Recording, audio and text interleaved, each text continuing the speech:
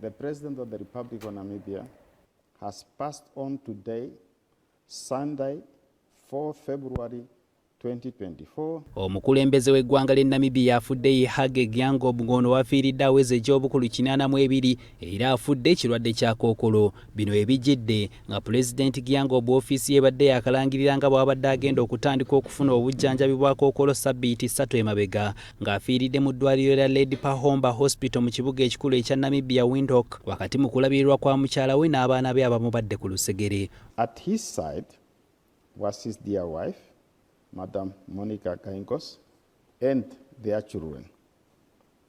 The medical team, as I informed the nation only yesterday, has been trying its utmost best to ensure that our president recovers. Okusinziira ku bubaka era obuwandiikiddwa ng'akola omukulembeze w'e Namibia mu kiseera kino Ngolo Mbumba, eggwanga lya Namibia lifiiridde omukulembeze abadde omuweereza w'abantu, omununuzi w'eggwanga lyabwe era empajiruwaga.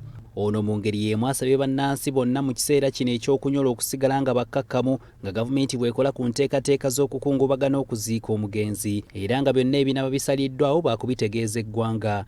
At this moment of deepest sorrow, I appeal to the nation to remain calm and collected while the government attends to all necessary state arrangements.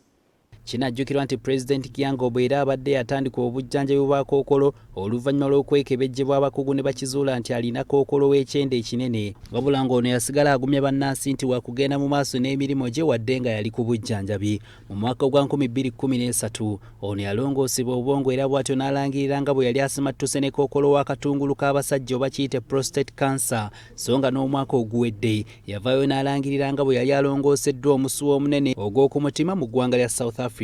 Ono wafiiridde ng'eggwanga lya Namibia liteekateeka okulonda omukulembeze w'eggwanga eryo n'ababaka ba paalamenti mu mwezi ogwa Museenene omwaka guno, wabula ng'abadde tagenda kuddamu kwesimbawo olwa ssemateeka w'eggwanga eryo atakkiriza mukulembeze yenna kwesimbawo oluvannyuma lw'ebisanja 2 era mu kiseera kino amaaso gateereddwa nnyo ku munnakibiina ekiri mu buyinza ekya SWAPO ng'ono ye Nandi Ndaitwah nga singa ono ayitamu mu lwokaano lw'abeesimbyewo y'omukulembeze omukyala agenda okuba asoose okukulembera Namibia. Hage Geingob yazaalibwa ng'ennaku z'omwezi 3 omwezi ogwa August omwaka gwa 1941 mu kitundu ekiyitibwa Ojiwarongo mu ggwanga erya Namibia, ng'ono yasooka kuweereza nga Ssaabaminisita wa Namibia yasookera ddala okuva mu mwaka gwa 1990 okutuusa mu mwaka gwa 2002. Ono yaddamu n'aweereza mu kifo kye kimu okuva mu mwaka gwa 2012 okutuusa mu mwaka gwa 2015, so nga yaweerezaako nga minisita ebyobusuubuzi n'amakolero okuva mu mwaka gwa 2008 okutuuka mu mwaka gwa 2012. Geingob era abadde pulezidenti w'ekibiina ekiri mu buyinza e Namibia okuva mu mwaka ogwa 2017 okutuuka mukama wamujjuludde. Omukulembeze w'eggwanga lino abadde musajja mufumbo n'ezzadde ery'abaana 3. Hasif Sekiwunga, BBS Terefayina.